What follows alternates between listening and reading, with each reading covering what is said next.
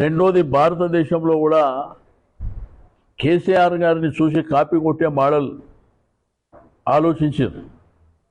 ఎందుకంటే పెట్టుబడి సాయం అనేది దేశంలో ఎక్కడ లేదు, విశ్వవ్యాప్తంగా కూడా లేదు. అంటే ఒక రైతుకు ఏంటంటే మేమున్న ప్రభుత్వం మీ ఎంబడి అని చెప్పి ఒక భరోసా ఇచ్చే కార్యక్రమం. మీకు రైతు బీమా మీకు అందరికీ తెలుసు. ఒకప్పుడు ఒక రైతు చనిపోతే అధికారంలో ఉన్నప్పుడు ఏం చేయరు, కానీ ప్రతిపక్షంలో ఉంటే మాత్రం ఆ శవం దగ్గర పేలాలు ఏరుకునే పరిస్థితి.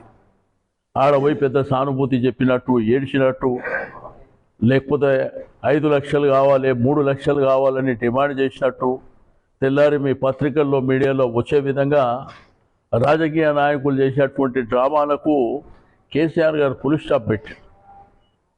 ఎవ్వడి సాయం అక్కర్లేదు, ప్రభుత్వమే రైట్ రాయల్గా ఇన్సూరెన్స్ కట్టి వారి కుటుంబానికి అది భూమి ఎంత కానీ, ఒక గజమా, ఒక కుంటనా, ఒక ఎకరమా, 2 ఎకరాల అని లేకుండా చనిపోయిన వారికి 5 లక్షల రూపాయలు వారం 10 రోజులలో ఇచ్చే కార్యక్రమాన్ని, అంటే ఆ కుటుంబం, మనిషిని కోల్పోయినటువంటి కుటుంబం ఒక ధైర్యం చెప్పేటువంటి కార్యక్రమానికి శ్రీకారం చుట్టారు.